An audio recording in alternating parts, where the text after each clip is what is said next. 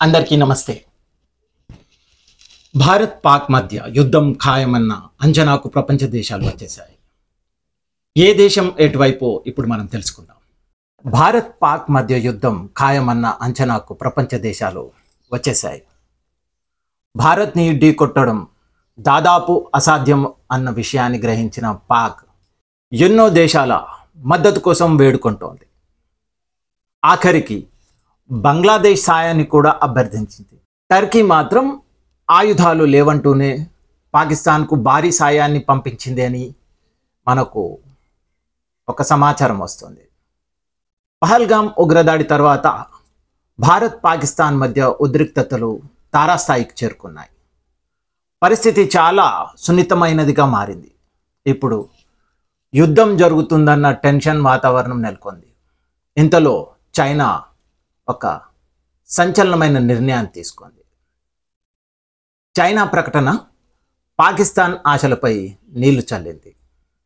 నిజానికి జిన్పింగ్ పాకిస్తాన్లో చాలా పెట్టుబడులు పెట్టారు. యుద్ధ భూమిలో పాకిస్తాన్కు మద్దతు ఇస్తారని పాకిస్తాన్ ఆలోచిస్తోంది. కానీ ఇక్కడ మద్దతు ఇవ్వడానికి బదులుగా చైనా యుద్ధం జరిగే అవకాశంపై తన వైఖరిని స్పష్టం చేసింది. చైనా మరోసారి తటస్థ వైఖరిని అవలంబించింది. రెండు దేశాల సంయమనం పాటించాలని విజ్ఞప్తి చేసింది. శాంతిని పునరుద్ధరించడానికి సహాయపడే ఏ దశకైనా మద్దతు ఇస్తామని చైనా విదేశాంగ శాఖ మంత్రి స్పష్టం చేసింది. మరోవైపు పహల్గామ్ దాడి తర్వాత భారత్ పాకిస్తాన్ మధ్య ఏ క్షణమైన యుద్ధం ప్రారంభమవుతుందన్న అంచనాకు పలు దేశాలు వచ్చేశాయి. ఉగ్రవాద విషయంలో భారత్ వైఖరిని ఇప్పటికే పలు దేశాలు మద్దతు ప్రకటించాయి. భారత్ తప్పకుండా ఈ యుద్ధానికి దిగుతుందని పాకిస్తాన్ కూడా అంచనా వచ్చింది. భారత్ను తట్టుకోవడం చాలా కష్టమన్న విషయం పాకిస్తాన్కు తెలుసు. అందుకే ఎన్నో దేశాల మద్దతును పాకిస్తాన్ కోరుతోంది. సరిహద్దుల్లో సైన్యాన్ని మరింత పెంచినట్టు పాక్ రవాణా శాఖ మంత్రి తెలిపారు. యుద్ధం జరిగితే అణ్వాయుధాలను రెండు దేశాలు ఉపయోగించే అవకాశం ఉందని, అందుకే యుద్ధాన్ని కోరుకోవడం లేదన్నారు.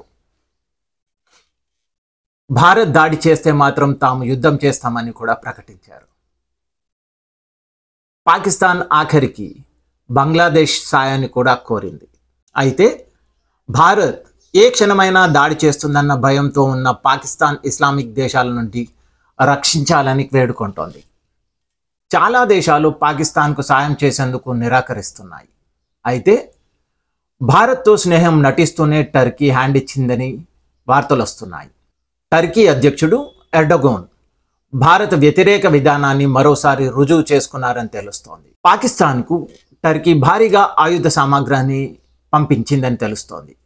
6 ప్రత్యేక విమానాలు ఇస్లామాబాద్కు చేరుకున్నాయని న్యూస్ వస్తోంది.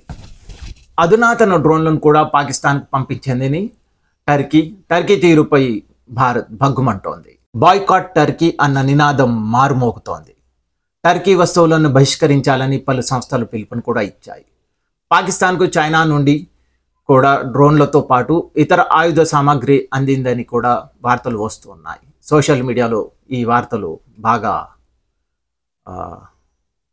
చక్కర్లు కొడుతోంది. భారత్కు అమెరికా, బ్రిటన్, రష్యా, ఆస్ట్రేలియాతో పాటు పలు దేశాలు మద్దతు ప్రకటించాయి. చైనా మాత్రం డబుల్ గేమ్ కొనసాగిస్తోంది. పహల్గామ్ దాడిపై స్వతంత్ర దర్యాప్తు జరగాలని మరోసారి చైనా కోరింది. భారత్ పాకిస్తాన్ సంయమనం పాటించాలని కోరింది. కాశ్మీర్ దాడి తర్వాత వీలైనంత త్వరగా న్యాయమైన మరియు నిష్పక్షమైన దర్యాప్తు నిర్వహించడానికి చైనా మద్దతు ఇస్తుందని చైనా విదేశాంగ శాఖ మంత్రి ప్రతినిధి తెలిపారు.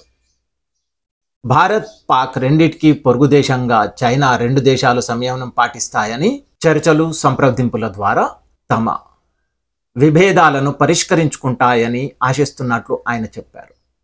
మరోవైపు ఫ్రాన్స్ మాత్రం భారత్కు అండగా నిలుస్తోంది.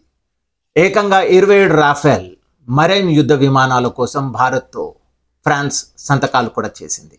మరి దీనిపై మీ యొక్క కామెంట్ని తెలియజేయగలరు. వందే మాతరం. భారత్ మాతా కీ జై. జై హింద్.